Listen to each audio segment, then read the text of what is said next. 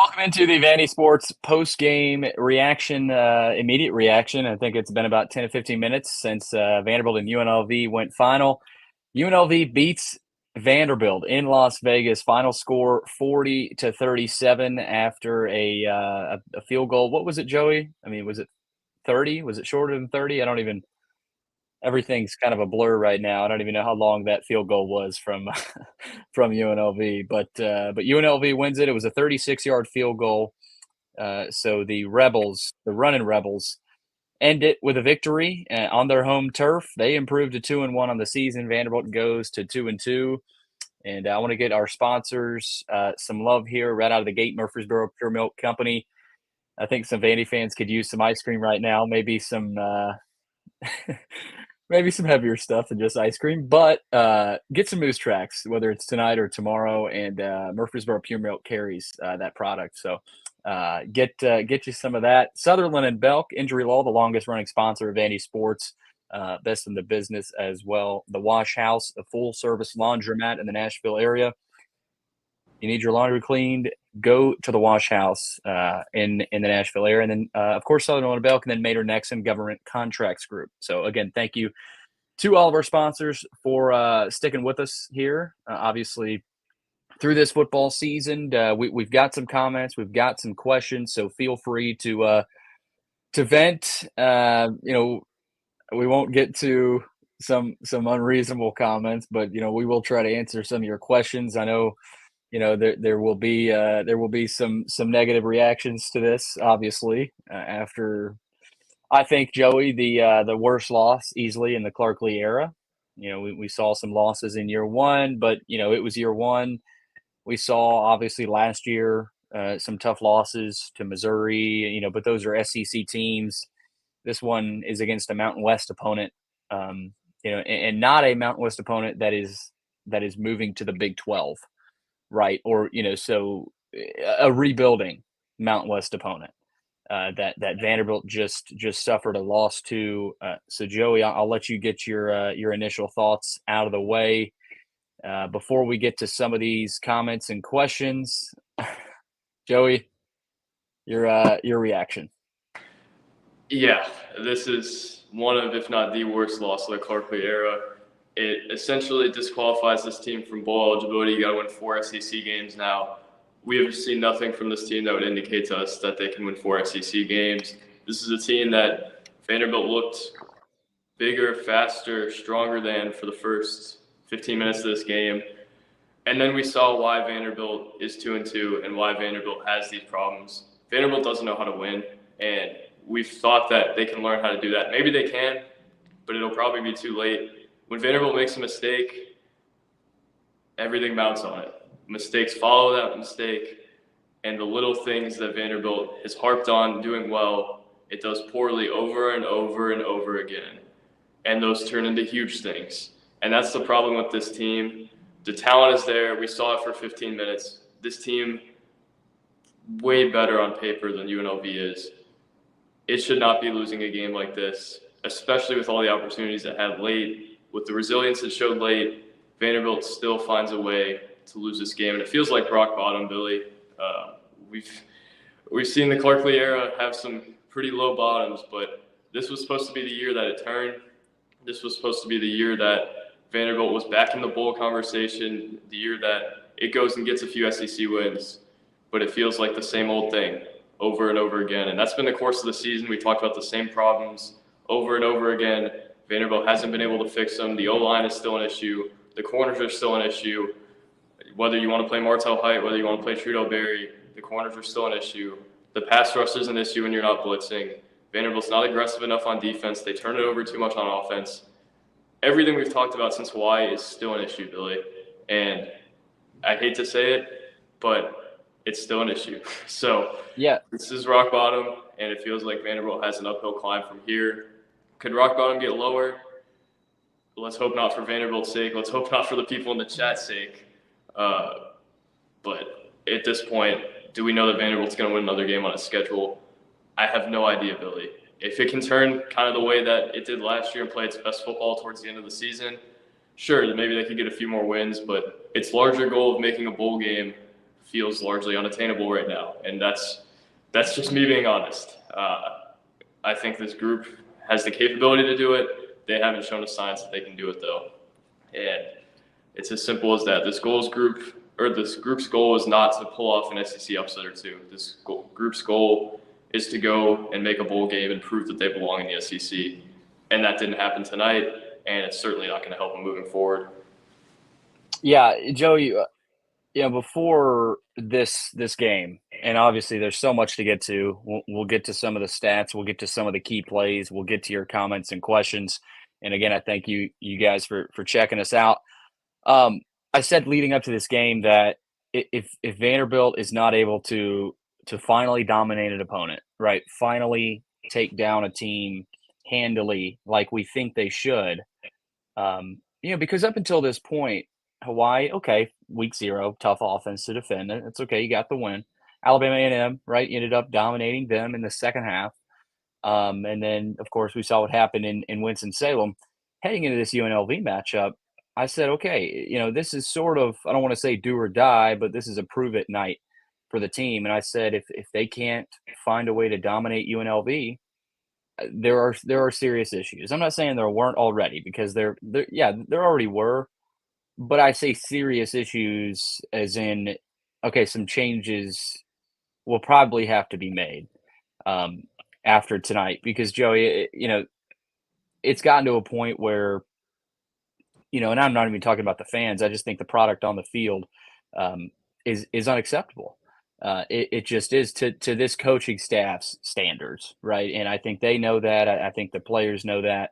And it's year 3. It's not like it's year 1 still, right? So, there's not that built-in excuse anymore, right? Where you can kind of go back and say, okay, this is year 1, right? You're building off of a rock bottom, season that Coach Mason put you in. This is year 3, right? I think Vanderbilt fans expected a better product. They deserved a better product. I think there were some fans that that were excited for this season. Clark Lee said he was excited, right? Players were excited. The entire there was a little bit of excitement. There was still some hesitancy, and now we're seeing why, right? We kind of fully understand. So, Joey, this is just proof to me, and you hit on it there. This is proof to me that this is going to be a long build. Um, I'm not going to sit here and say they're going 2-10 this year, because I still think there's a capability for this team to get better and find a way to get 1, maybe 2 other wins. But last season, I mean, let's face it, they beat a Kentucky team on the road. Credit to Mike Wright, Ray Davis, and those guys for getting it done. And then they beat a Florida team that was really struggling at the time. I don't want to call those fluky wins, but Clark Lee even said it himself. We probably we got 5 wins, right? We probably outperformed, right? And that's obvious. I mean, most people believe Vanderbilt overperformed last year, right? No one expected them to get 5 wins. So now all of a sudden you've got the pressure of either matching that, right, or getting to 6, right, instead of sitting there at 5 wins, right? So what I'm trying to get at here, Joey, is that the momentum of this program that they built up last year has sort of halted, right? And it has taken a downturn, a pretty serious one too.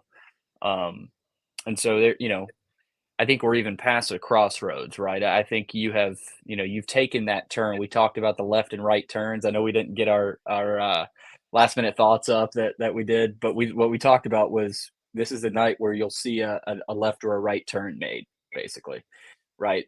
If you take a left turn, which would mean a loss, which is what happened, is a dark turn, right? And that means there's still a ton of work to go. If you take a right turn, you get a win, right? And even maybe a dominant win, you're still that, you've got that upward trajectory. It took that left dark turn, Joey, and that's where they're at. And I think it's it's not even really a wake up call. I mean, I don't know, Joey, it's hit a serious point in the tenure where Clark Lee is going to have to make some decisions. I don't know what those decisions are, but there's going to have to be some serious changes made. Whether it's a mentality, whether it's scheme. What I don't know what it is, but I know tonight probably institutes some changes. Yeah, I'm not pushing for anybody to be fired at this point or whatever, but it makes you question everything. A loss like this, albeit in week 3 in their 4th game, it makes you question everything. And I think that's fair to do at this point of the season. I think Clark Lee and his staff are going to have to reevaluate a lot of things. The players are going to have to reevaluate a lot of things.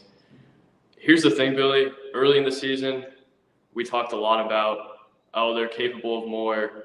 They're going to do more. It's just early, and they haven't sorted some things out yet. Billy, we're 4 games in, and a lot of these things are still not sorted out. This might just be who this team is, and it's gonna be able to overcome some of these deficiencies at some point that it has, because that's how football and sports work. But we know that it has these deficiencies now, and at this point, I don't know how optimistic I can be that these things can be fixed, at least this season, because we've seen such a big sample size of it. We're 4 games in, and I don't really know how you move forward thinking that these issues are going to get fixed in the secondary, in the defensive line, in terms of turnovers. The small things haven't been done well for 4 games. And is that who this team is? Perhaps it is. Yeah, and again, I'm trying to pop up some of these comments. Again, there are some I won't show. There's some, that I think Vandy fans probably need some entertainment right now in the midst of some sorrow. We got Chris Smith here, of course, one of the recruiting analysts in the Nashville area. Problems galore tonight, from the coaching to the gameplay. Tipping point loss for this staff that may lead to its exit. Again, we're not going to get into any of the potential changes. I know it's still early in the season. Travis says, literally losers. When you play for a field goal after an interception in the opponent's territory, you get what you deserve. Yeah, I mean, playing for a field goal there. What did you think about that, Joe? Because initially I said to myself, this feels appropriate, right? I mean, you get an interception and you feel like if you can hit this field goal and get it within, at least a 35, 30-yarder, go ahead and kick it, right? Hindsight's always 20/20, right? I mean, if they hit the field goal, there's nobody complaining about, going for a field goal. If they throw a pass in the end zone, trying to be aggressive, they throw an interception, you're gonna have people saying we should have gone for a field goal. So I don't like those hindsight 20/20 things. I don't know if you disagree there. I don't know, what you thought about going for the field goal there. I mean, it was the call. They just missed it, right? I mean, you miss a 33-yarder. You feel pretty confident sending your kicker up there. That's 3 for 3 so far, right? Whether it's on the right or left hash, it's a 33-yarder, right? So I think you can always look back and say, oh yeah, you should have been more aggressive there, go for the touchdown. But like I said, if they try to go for a touchdown, accidentally throw an interception, you're probably saying, hey, go for the kick, right? I mean, that's just kind of how that goes. Okay, yeah, we've got some questions, Joe. Yeah. So here was my thinking on it. The last drive, A.J. Swan almost threw an interception in the end zone to London Humphreys in double coverage. How could I possibly trust him in that situation to go down the field and end the game? I don't know that you really can. I think where the miscalculation was, I think the announcers mentioned this as well, was running it to the right hash, because it's pretty obvious that field goal was going to be a little bit more difficult for him off the right hash. So I think had you moved it in the middle or to the left hash. Because of the other one. Yeah. So I think that's where the miscalculation came. Yeah. I don't know. I agree with that. I don't know that you trust the offense at that point to make a play here or there to end the game, though. I don't know if it had shown enough in terms of its decision making and what it could do to prove that to you. And if you're Clark Lee, you probably want to trust your quarterback there. But I think the fact that their group didn't trust the offense enough to make that play kind of tells you about the state of that offense. And maybe that's not Clark Lee thinking his offense is terrible, but obviously there's something there. Yeah, I mean, again, I look back at that, and I don't like to look at those hindsight 20/20 things, because it could go either way. I like how you pointed out, though, they Whether they purposely ran it to the right hash, we don't know. Borchilla could have said, "Hey, I want it on the right hash," even though I almost missed from the other kick. There's a lot there. But yeah, we still got a lot to get to, Joe. I want to get to some more of our kind of final thoughts here. I know we got some key things we want to hit on, and we got a lot of questions. And I've seen some pretty good questions, some good comments that we will get to. For me, Joey, Vanderbilt outgained UNLV for what that's worth, 427 to 403 passing.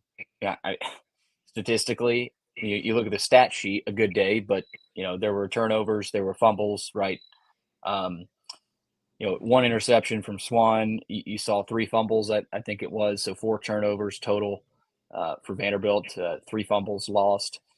So kind of those initial stats there. I thought, Will Shepherd, I don't want to say was non-existent, but he didn't have, as good of a day as Vanderbilt needed him to have. No touchdowns, 4 catches, 84 yards. London Humphreys, 3 catches, 102 yards, and a touchdown. I mean, that's a heck of a performance from that freshman. Stepping up, he was a saving grace for them tonight. McGowan, I thought, played well. And couldn't run the ball, Joey, really much at all. I think their final rushing total was 90. I mean, that's another theme, Joey, that we saw early on in Hawaii, and that has not really changed. I mean, 90 kind of, I would say they average in that 90 range, right? Because I think we saw 45 against Hawaii. Wake Forest, it was around 85, 90. I think similar number. They just have not been able to run the ball all season. And you saw at one point a couple of sophomores at the two tackle spots, and you saw a couple of bad snaps from Hernandez. So, off kilter, lack of chemistry, lack of focus. There doesn't seem to be the proper amount of chemistry throughout this team. And I thought the defense, Joe, I know they gave up 40 points, but they made some big plays, some big stops.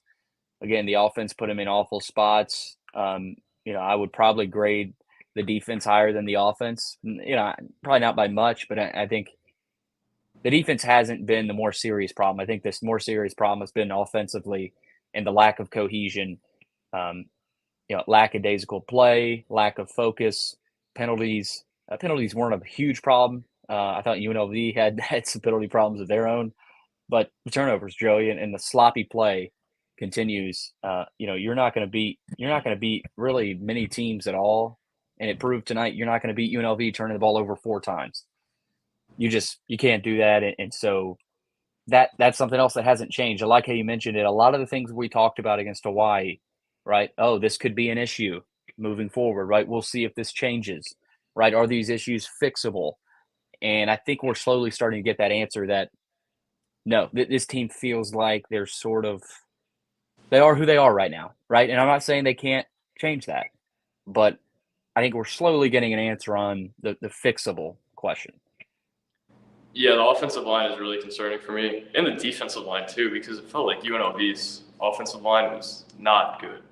And Vanderbilt, after blitzing and being aggressive early, really wasn't able to do a whole lot in terms of stopping the run, in terms of rushing the passer. Felt like their freshman quarterback had all day to operate and really didn't have that much pressure on him. Kudos to them for blitzing early. I don't know where that went later, though, because that was beautiful. I don't know what happened there. The offensive line, though, I think what's more concerning is that it's not quite their young guys who are making the mistakes. It's a lot of Hernandez missing the snaps. It's a lot of the inside guys not getting push in their run game. And obviously the blame goes everywhere. And even mental mistakes like Cedric Alexander not picking up the blitz off the corner that got A.J. Swan killed, I think was a huge thing as well. There's a lot of little things like that just build up over the course of a game and cause you to lose a game like this. And I think we saw that tonight. Vanderbilt did some big things really well. And Humphreys was awesome. Nick Rinaldi had that awesome pick. Vanderbilt's defense got a lot of stops throughout the night and bend don't break situations, which I think is something to credit it with. Vanderbilt's offense kind of stormed back late in the game.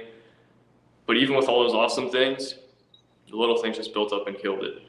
And I think that's kind of the theme of this season so far. It's the theme of this team. And I don't know how you fix that. I think they're making a conscious effort to fix that. They've been making a conscious effort to fix that for a long time. But it hasn't quite worked. And You're going to have to win on the margins if you're Vanderbilt in the SEC. You're going to have to beat Kentucky by doing those small things well. And who's to say they can't do that next week? Maybe they come out and this was their wake-up call, even though it should have been a week earlier. But what do we have in terms of belief there? What have they done to make us believe they can do that, Billy? Not a whole lot. No, not a whole lot, and it's interesting. I want to give a shout out to Arya Gerson here. She, I guess, Clark Lee's presser is either going on now still or has just ended. She said that it was not Clark's intention to call that final timeout. And if you didn't remember, that was before they kicked or they attempted to kick the field goal to take the lead. The intention was to take the game to overtime. That was the intention there. But a Vanderbilt player called a timeout and stopped the clock. And then Vanderbilt decided, okay, this clock is stopped now. It's fourth down, and we're going to kick the field goal. I think I have that right. Do you remember that correctly as well, Joey? It all blends together, but the point is little things. Like the Vanderbilt guy calling the timeout, I mean, that's prime example. And shout out to Aria, by the way, for being I think she's the only one at the presser today because neither of us were traveled and the hustler didn't travel. So shout out to Aria I'm sure that was not a super fun presser after that game being alone. No, certainly not. And, it'll be an interesting week. It'll be a very interesting week on campus. And especially with SEC play starting, it is going to be interesting. Joe, we got a lot of questions, and again, I thank everybody for hopping in here, and whether they checked us out for a few minutes and fired away an angry comment or gave us a question, we appreciate it. Brian was the first question. What now? And that's it's actually a pretty good question. Great question. It's hard to answer. And it's hard to find a silver lining. I think there was still a sliver of a silver lining available to take last week against Wake Forest, just because it was Wake, it was on the road, good system, year 10 of Dave Clawson. I might have to wait till the morning to find a silver lining. If anything, Joey, like you said last week, if they clean it up, and that's a big if, though, right? Right? I mean, if they have a game where they have 0 turnovers, I think they can still beat an SEC team, but they haven't shown that, right? So that's a huge if, right? So, I don't know. What now, Joey? I guess if you want to cling to some hope, they have good young players, although Martel Hike got burned in one-on-one kind of for the game. Lennon Humphreys has been a bright spot. And like you said, they don't have a whole lot of bad football players playing. They just don't know how to win yet. And I guess if you're trying to cling to some hope, as we've kind of said for the last 4 weeks, you hope that they can kind of get it together and figure out how to be a team that knows how to win. And Billy, if all else fails, basketball starts on November 7th against Presbyterian. Tyler Lawrence. Stack thinks they're going to be a tournament team from the sounds of it. So, yeah, that's my basketball fix for the episode. There it is. Let's see here. Naven, that was one of the most exciting football games I've ever seen. That might be a silver lining. That was a hell of a game. I mean, that turned into a really, really entertaining finish in Vegas. So I know nobody wants to hear that, but that might be a silver lining. This is very similar to Brian's question. Will Vandy win another game? It's hard to say yes right now. I don't see them going 2-10. I really don't. So yeah, I think they will win another game when that comes, and who it's against, I don't know, but I think they'll get at least one more, Joey. Maybe you get to 4, but to answer the question, I'd probably say yes. I just because I don't see them going 2-10, but it's the SEC play now, so buckle up. You just saw what Florida did to Tennessee. Teams are starting to look better, right? Missouri beat K-State, Kentucky, I think, walloped Akron. It's tough to answer right now. I mean, deep down, I got to say yes, but again, who knows?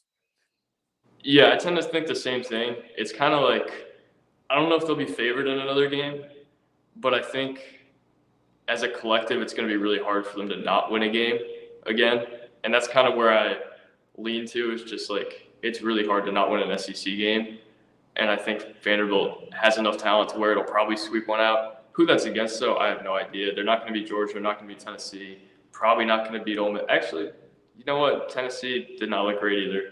Ole Miss, I don't think they'll beat. Mizzou is probably a little out of their league, but there's a couple teams within their punching weight maybe.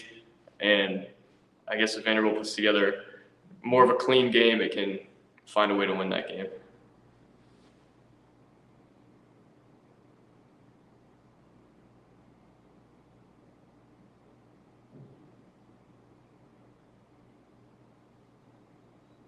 Yeah, and then Knox got too me? tall. I thought I got you a little bit of a delay there. My bad. He said, "Will they?" Didn't mean to say, "Will we?" Let's see here. Zadania says, "There's no defending this."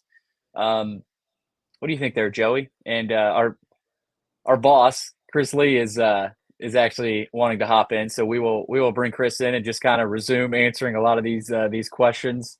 And I guess we're calling this, Chris, the the Vanderbilt therapy session for fans. And I appreciate you joining us, Chris. We'll get to a lot of these questions, and I think you'll be a good help in answering a lot of these. But your initial reaction?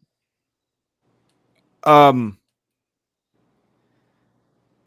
good, guys. I just don't think there's any sugarcoating this one. Not that I'm probably the guy to do that, but I don't know. Look, football teams are more resilient than the people who follow them. I've learned that time and time again. Right. The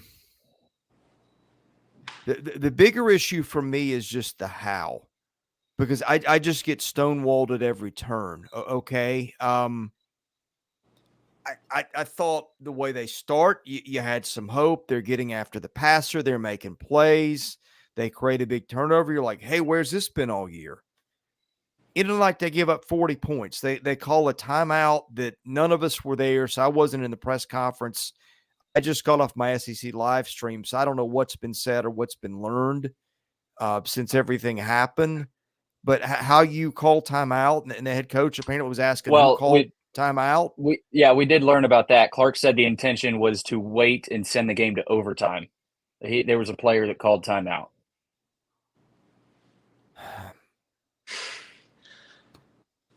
So yeah, Aria. Credit to Aria. She had just tweeted that. So I thought it was interesting how the intention was to send the game to overtime. I mean, you call a play running right. Not only take a shot at the end zone there. Maybe that's the wrong thing to do, because do you trust AJ Swan to make consistently good throws all the time? Maybe the field goal is the right play, but then did he audible out of a play and call a run that went to the right? I mean, to hash, what do teams do all the time? They take a penalty to get a better angle. You want the ball in the middle of the field. Mm-hmm.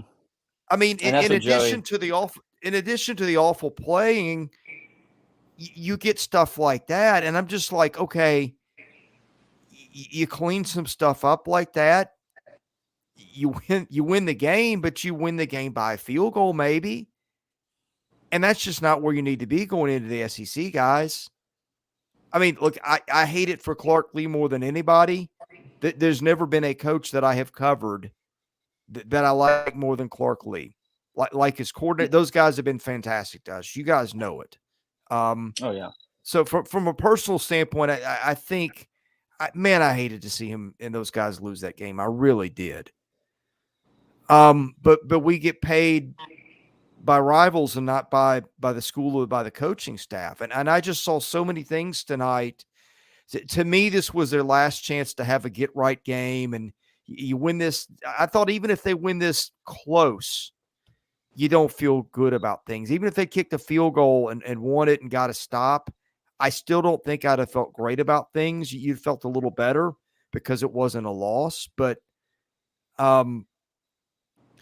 it just seems like every coach that I've covered has one of those losses that it's just hard to get over. And even some before me, Watson Brown's SMU. And just I mean, again, coaches and players are more resilient than fans and, all that. But I don't know how they put this back together. I really don't. I don't know how they do it right now. You either need better players, and they can't do a thing like that, or better schemes. They can't do anything like that by right now. But they're going to have to pick a strategy going forward. And I'll probably talk about this on Wednesday. But if you're not getting better players than other people, you're going to have to do something to catch other people off guard. I mean, UNLV at least had a scheme tonight, right? I got sick of hearing about sidecars all night, but it, and it kind of became almost a drinking game. But hey, at least they had something. They had a recipe. Their quarterback gets knocked out. They got a freshman. They got something to go with. And that's something I don't see that from Vanderbilt right now. No, and that's something that I think a lot of people will forget about. They won that with their backup quarterback, a freshman, right? So, yeah. And Vanderbilt puts Ken Seals in, and okay, Billy, let me stop you there. Last week, Wake, which didn't run the ball against Elon, didn't run the ball today, ran over you with your second and third string tailback. I get building a program, I get everything, but come on. You're an SEC program in year 3. That cannot happen. There's some proving points, not just tonight, right? I thought the Wake game was kind of another proving point. This is something we haven't gotten to, Joey, and Sebastian Bronner chimes in here. How is that the defensive play call at the end? You saw Martell Height get beat there. And again, it's last week, we talked about it's hard to blame the coaching. I don't know how Martell Height gets beat deep that late in the game. Was 30 seconds left. I know he's a freshman, right? You could probably place the blame on a couple of different people there, but I thought that's a good question. How is that the defensive play call where you allow one of your corners to get beat deep? Right, he's a freshman.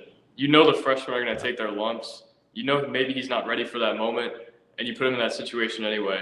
And I don't know that Vanderbilt has a whole lot of other options at this point, with B.J. Anderson out, with Tyson Russell not playing great football. Do you have a better option than that? What I come back to, and I guess this is broader than that, does this team have an identity? I don't think so. Wake Forest has the offense. UNLV has the scheme that they run. The other teams they play have certain things they hang their hat on. I don't know that Vanderbilt has anything that they can hang their hat on. Yeah. They don't run it well.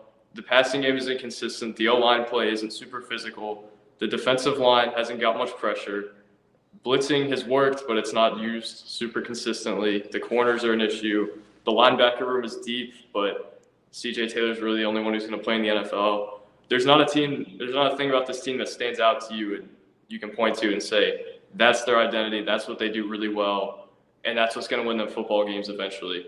That's probably one of my biggest concerns. I think they want that to be doing small things well and winning on the margins, but they have done that really poorly through 4 games. I think through 4 games, you figure out that might just be who this team is, and that sucks. And they can get better with that.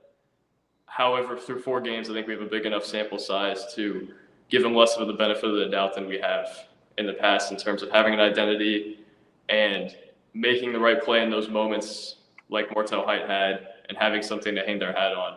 I don't know that fits this team, and I think that's a huge issue right now. Joey, I think you just hit on the biggest thing around the program right now. If your identity is finding guys that fit your system or diamonds in the rough and winning that way. We just had a podcast on Wednesday, and it didn't occur to me at the time, but it did while we're doing it. Like, all right, we talked about they have needs at tight end. Their top tight end target got swiped away by LSU at the last second, NIL deal. Needed help at corner. Jadaeus Richard at Miami, NIL thing. Ray Davis at Kentucky. Really need a running back. I mean, for all the talk there was about Ray's not explosive, and here's how they might not miss him, blah, blah, blah. They miss Ray Davis a lot. I mean, he had a 58-yard run today for Kentucky, by the way. Yeah, and it occurred to me, okay, that's 3 guys they should have had that plug in and help them. And if you're going to build a program there, you have got to have it all nailed down. And I don't know if that's on Clark, if that's on the school, who that's on, but it's on somebody. And if you're not going to, and again, I said this on Wednesday, the reason triple option comes up all the time when Vanderbilt has a coaching change. It's like, well, if you can't win with players, win with the scheme. They've got none of that right now. And I don't know what the path going forward is out of that, but they're going to have to pick a lane quickly and go at it better than they are now. And they've tried to pick a lane too. They had the whole we want to embrace the construction, be gritty thing. I don't think that's worked, to be honest with you. They're getting they had 3 games that should have been layups for them, and they've been bad in all of them. Right. They're getting dominated at the line of scrimmage in certain games, and that was supposed to be their identity. Continuity was supposed to be their identity. The culture was supposed to carry them through. And I'm not saying the culture and the continuity are bad things or they don't exist, but it's not their identity right now, and it doesn't show up on the field the way you would think it is by being around that program in the fall. Progress was made last year. Obviously, progress has been halted this year. And we had a good question from Sebastian. He says, how can we expect progress to continue after losing to UNLV? And that, I think it's a good question, right? And a lot of fans are asking that. That's one of the more pleasant questions we've gotten tonight. I've had to ignore some of them, a lot of them actually.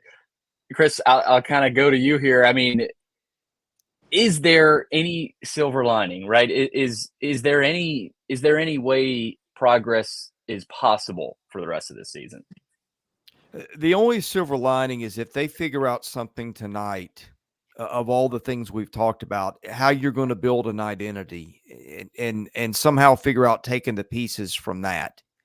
I think continuing to march forward 1 foot at a time, the way it's gone is clearly not the answer. I mean, I can write off a game or two where they're not playing well. You can talk yourself into, okay, Hawaii because it's an opener. And I will give them this, okay? They have played some weird systems so far. They played a system in Hawaii that they're not going to and they're not going to see that much. Yeah, Wake Forest, nobody runs that. Tonight, it's a little bit different system. Okay, but it's kind of like making excuses for a friend that you know, kind of like in the back of your head. Okay, these have kind of built up here. You almost run maybe, out. Yeah, and that's just kind of where they are. And again, for anybody who didn't hear this, I could not want a coach to win more that I've ever covered, more than I'd like to see it for Clark. Yeah. So none of it's personal. I really left tonight feeling horrible for him. But if this feeling is to not repeat, and look, there's a reason I'm not getting paid to coach. I don't know what the answers are football wise, but I know how to look at things for a 30,000 point view, and when something's amiss. And there's not a whatever they built their identity on in terms of toughness and grit and all those. I mean, goodness gracious, if you built your identity on toughness, last week they lose because they can't tackle. Tonight, I mean, there were multiple reasons they lost tonight, but one of the big things every week has been they can't block. I mean, AJ Swan gives up the fumble, and maybe AJ should have been a little more mindful that there was a guy bearing down on him, but come on, you got to block the center exchange. My goodness. Mm-hmm. You know, when that's been a foundational point of your identity, and you've said, hey, look, everybody talks about Ray Davis, but we got 4 blockers coming back for the block for 1,000-yard rusher. You can't throw that out there and in the next breath say, whatever.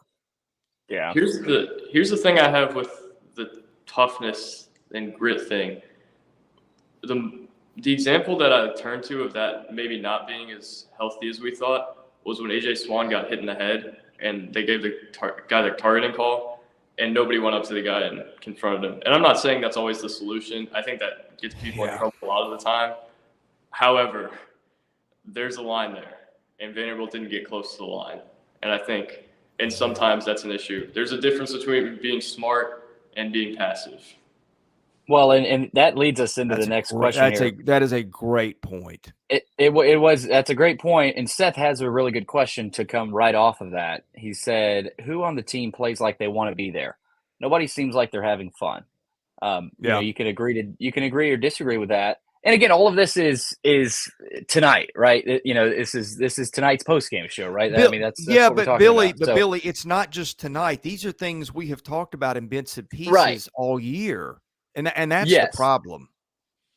Well, you know, I say that because Alabama A&M obviously looked like they were having fun, Hawaii at time, right? But tonight I saw that it almost looked like there was a defeated, you know, look for a lot of that second half, especially. I know they got back into the game, but you know, for Seth's question there were parts of that game where you almost thought to yourself, is the culture slipping, right? You start to ask some of the questions there, right? Now, again, we don't know, but I think that's another question to be answered on top of everything else that happened tonight. Here's what really surprises me. And you think that you've seen it all as long as I've covered it, that you don't ever rule something out. And maybe I should have been more on guard about that coming into the year.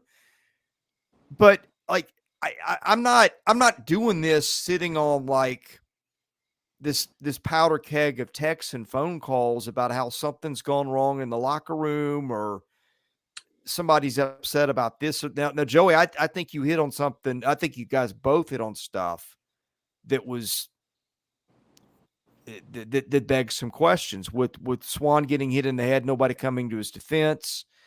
And this does not look like a team that plays with a lot of passion. They do win a spot here and there, but I don't know. And Clark has gotten a lot of criticism for the stoic approach to things. I don't think that's what he always.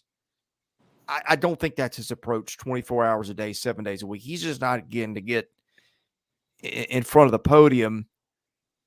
You know, and go Deion Sanders on everybody. But I don't. There's something there in the playing with passion and swagger and intensity that's just missing. And I don't know where that started, because we were at fall camp, right? Practices were organized. Kids were in shape. You felt like the program had deficiencies. You said corner was a thing. We just said, man, I don't know how they're going to solve this. Maybe it's with improved defensive line. Everybody gets a little bit better. That's not happened. Offensive line, been a mess. Didn't really see that one coming.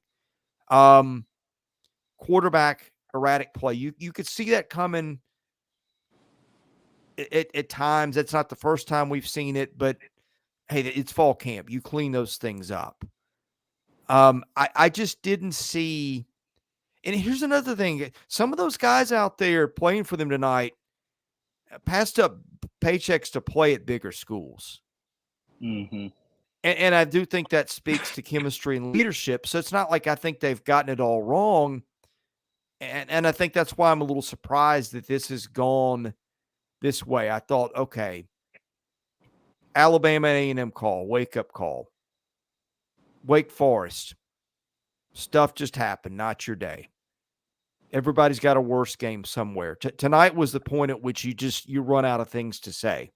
Mm-hmm. I think I talked to you about this on Thursday, Chris. Right now, there's just a sense of stress and pressure clouding that program. And I think today there could have been an instance of, hey, we can't lose to these guys because we're screwed if we do, rather than let's go beat them by 40. It's if we can't make mistakes, we can't lose to them. And I think that was a lot of what happened tonight, was just mistakes stacking, because the mentality isn't, hey, let's bounce back from this. It's, oh, here we go again. Please don't let us lose to them. And I'm not in the locker room. I don't know that for a fact.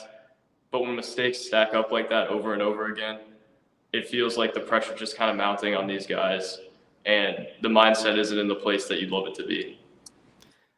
You know what's interesting about that is think about, and so much stuff happened, it's kind of a blur at this point, but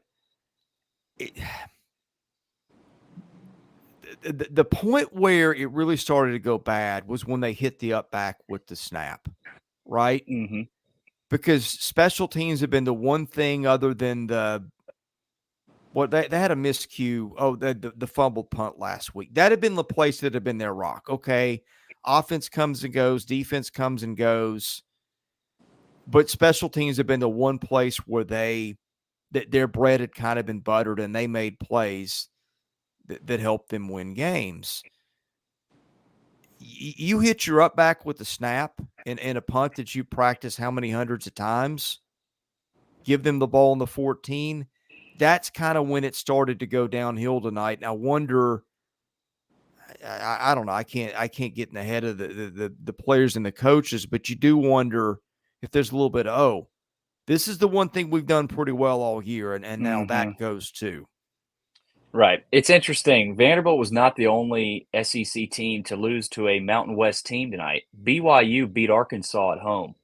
30, The Big 12. 30, Big 12 now, yes. But BYU former independent, I guess. I had that wrong. But they were whack. I don't know. They never whack, were whatever. West. Never were Mountain West. They're out west in the mountains. I'll give you that. Somewhere out there, and obviously BYU is not the same level as UNLV. But obviously not the only disappointed SEC team losing once again to a Power 5 team, non-SEC Power 5 team. Again, I'm trying to give these fans some silver lining. I'm sure Luke will do a better job of that this week. There's a better question here from Brian. What's the bigger problem, coaching or poor execution? And that's the $1 million question, after every game, after every season.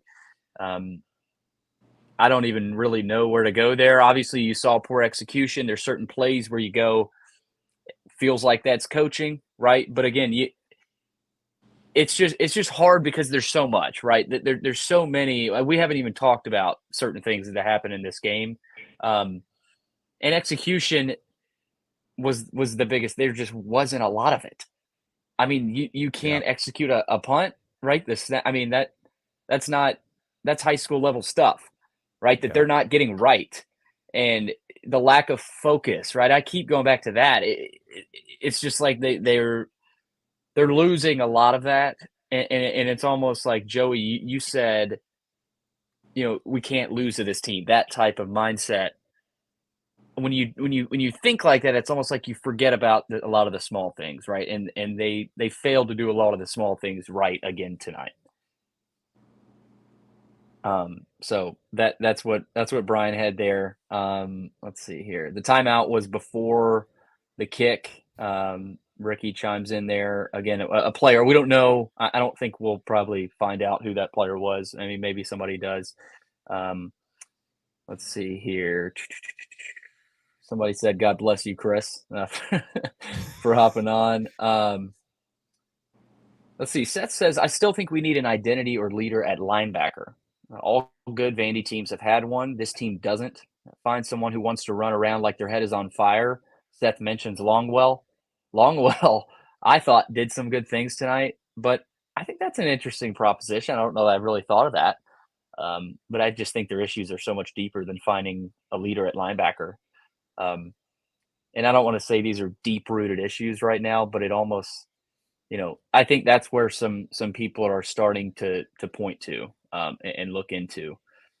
Let's see here. Billy, here's something. Go ahead, Joey. They need an offense too. I'm not in the locker room again.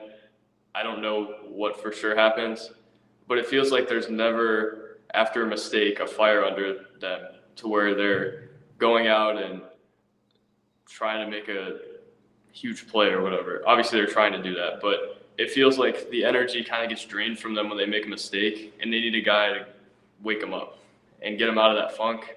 And I don't know if they have that. I wouldn't say leadership is like the biggest issue with this team, but I feel like For example, to go back to Notre Dame basketball, to my roots, after Notre Dame would get scored on, 10-0 run, whatever, Cormac Ryan would get in the huddle and shoot everybody out. Vanderbilt doesn't have that on offense, and I think that's a factor in them not being able to bounce back from mistakes and them having to dwell on those mistakes and making more.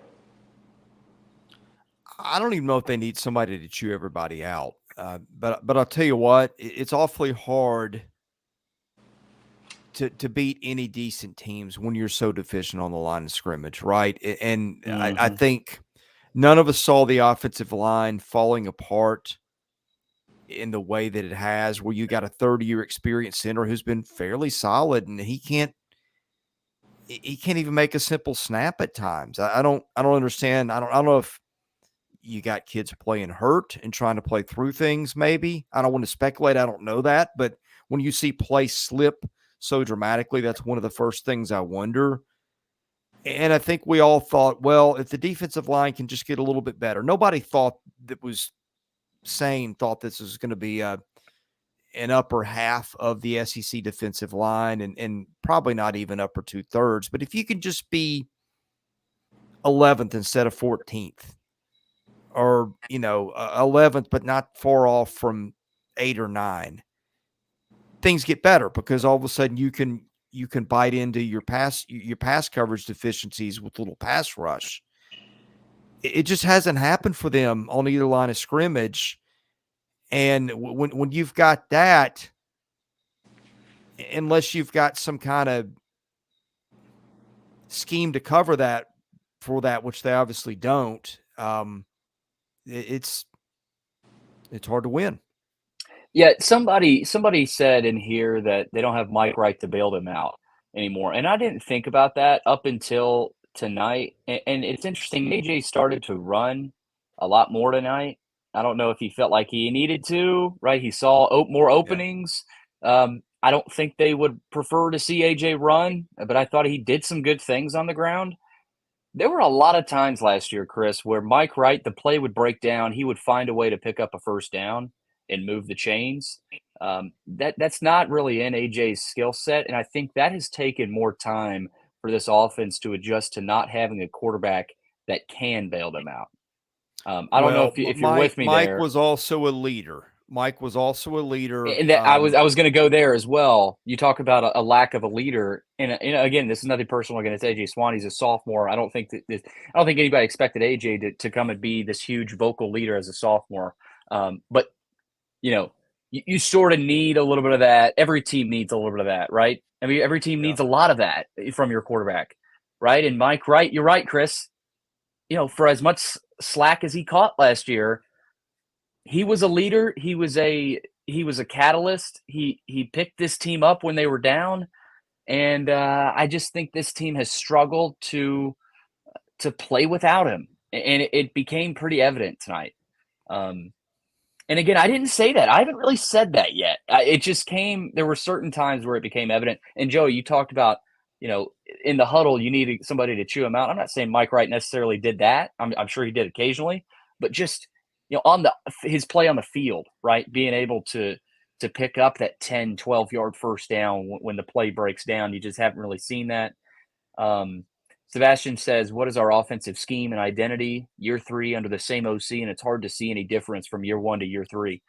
I think that's a good observation. There is none right now. There doesn't seem to be much of an identity right now.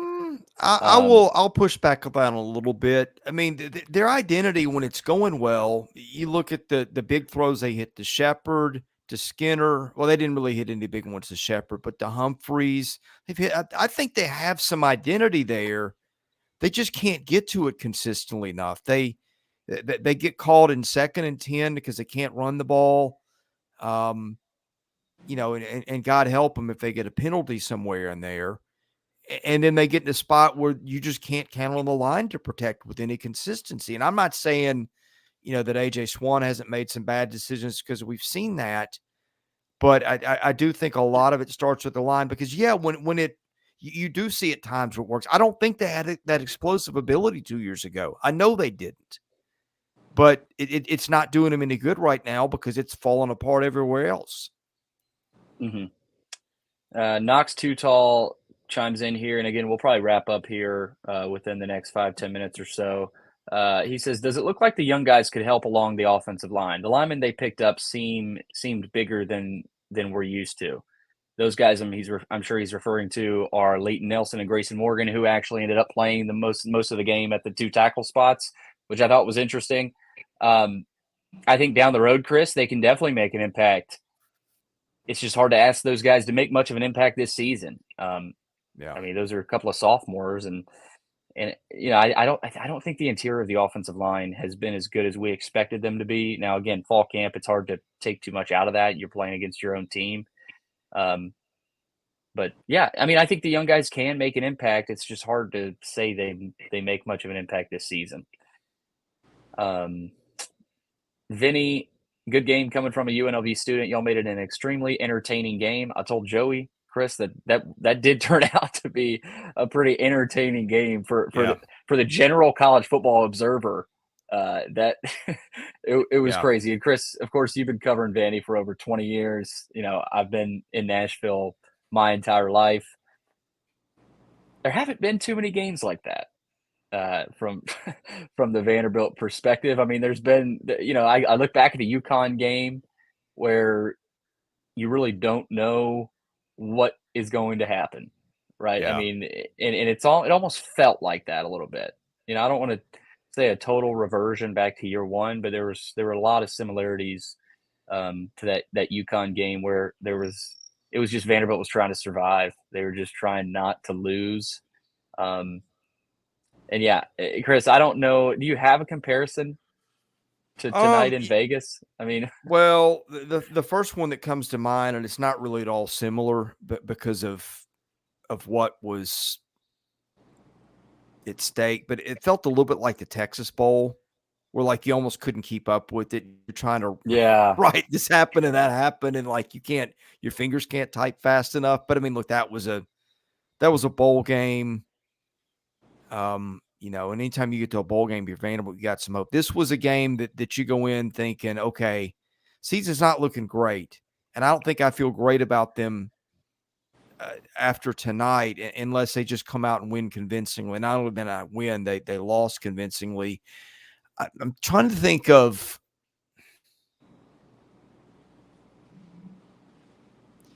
I remember when Jay Cutler was there. This would be before your time. They lost the game to Rutgers in a weird manner, and I remember you're walking out just thinking that they're never going to win. And then I guess 4 years later they're in a bowl. Mm-hmm. But it's not. That one happened at a time they'd been bad for a while, and they didn't tease you with Kentucky and Florida the year before. I think that is what has made this part so confusing. Is it just I don't think. Again, you had the deficiencies, but you made progress last year. I think they had the culture in the locker room in the right place, and that's what makes some of this just really puzzling. How about Grambling State? Joey going basketball. I love it. Always. That was my all-time best podcast title. Yeah, that was really I want to give y'all, I guess we'll all kind of give sort of a final statement. Vinny chimes in, though, and says, y'all most likely win tonight with Mike Wright.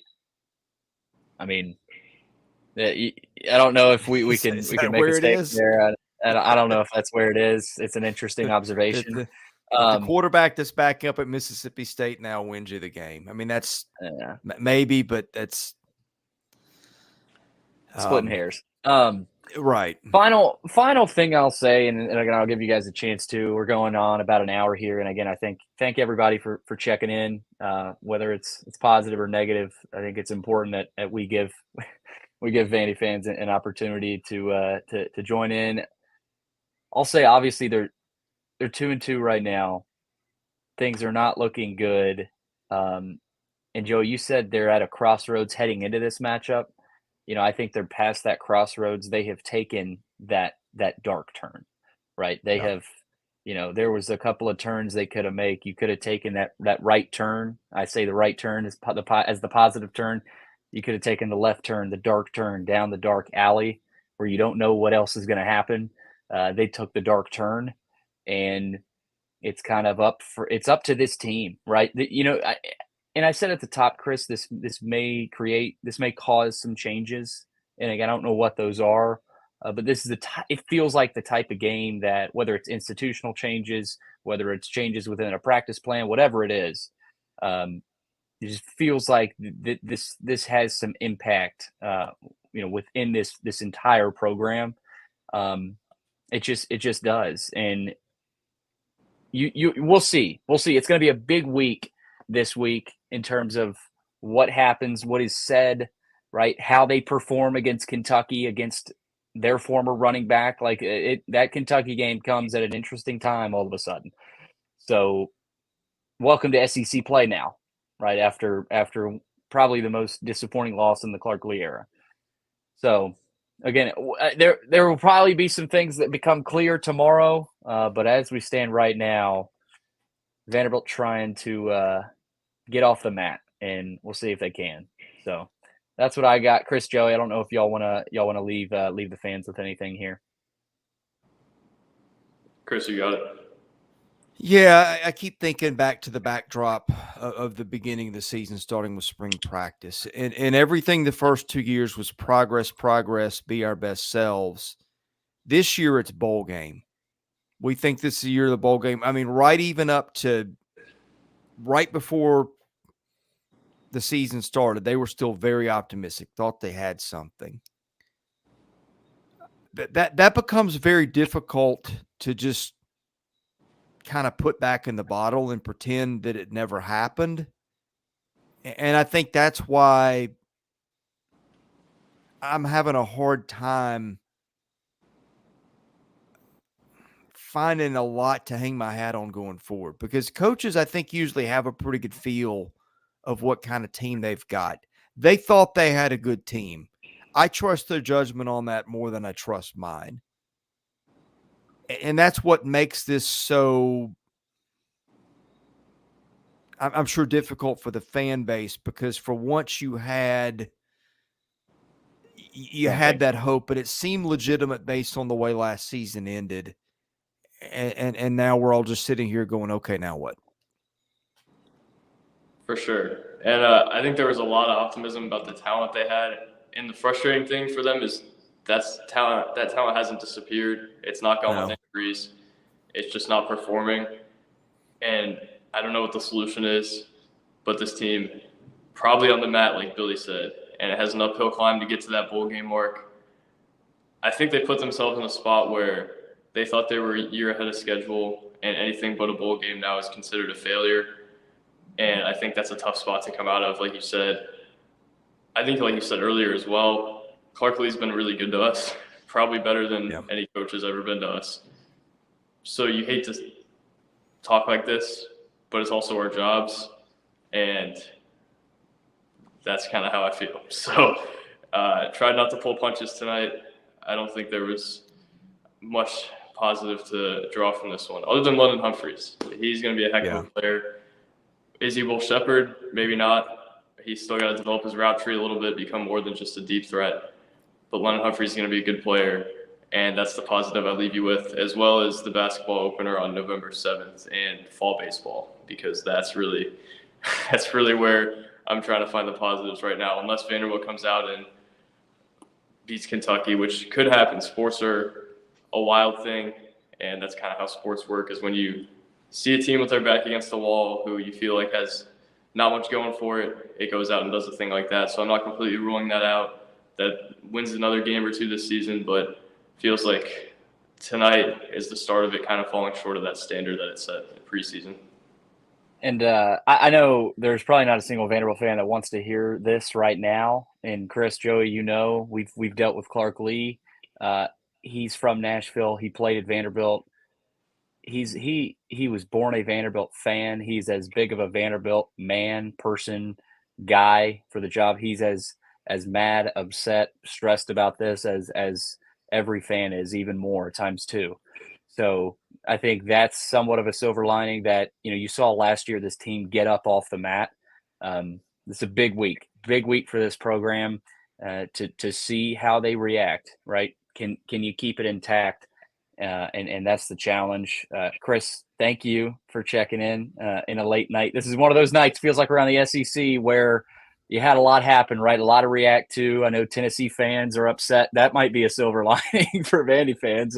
Tennessee losing in the swamp and Arkansas going down. The SEC, college football as a whole, feels down. I mean, you just never know what's going to happen. I saw a tweet today from Stephen Godfrey. I think Stephen, Chris. He said no one's good, and as a joke, but I think there's a little bit of truth to that. College football as a sport, I think, due to the portal, is down a little bit. So yeah, it's hard to find a silver lining. I think that's what's disappointing. If you love Vanderbilt football tonight, is that everybody's coming back to the pack. Alabama doesn't have a quarterback. You've got Georgia look mortal for most of today. Mm-hmm. I mean, I think the SEC is as wide. I mean, we did our SEC live stream right before I came on here, and I said to you, for all I know, you may see something crazy like 3-2 lost teams make the playoff this year just because there's so much balance. And then they're building their their culture on this whole thing about keeping it together at a time where you got jealousy in locker rooms over NIL, and they're keeping some of their not all of them, but they did keep some kids that had better offers other places. And you feel like keep guys around, keep cycling through the program. Maybe that's something that could work. And it feels like at a time where the pack is sort of come back to them. Good point. Yeah. They took 10 steps backwards and are further behind than ever. And I think that's the hard part as you leave Saturday. But maybe that's in the moment, and maybe there's a silver lining. Maybe they figure some stuff out. I remember, last time they lost UNLV, they beat a ranked team the next week. But it was different then. That was a team that was reeling and had nothing to play for. That was not a season with expectations, and this one was. Yeah, it feels like this is a season that anything can happen. As hard as it is to find a silver lining, that might be it. Where college football is a sport where you really just never know. And you know that well, of course, with college basketball, Joey. I mean, covering as many games as you have. It's similar in that sport as well. So we'll leave you guys. Went over an hour. And again, thank you to everybody that came in. Thank you to our sponsors, the Wash House, Mater Nixon, Sutherland & Belk, and Murfreesboro Pure Milk. Chris, I don't know if it's too late for some ice cream, but or you may have already had your bowl tonight.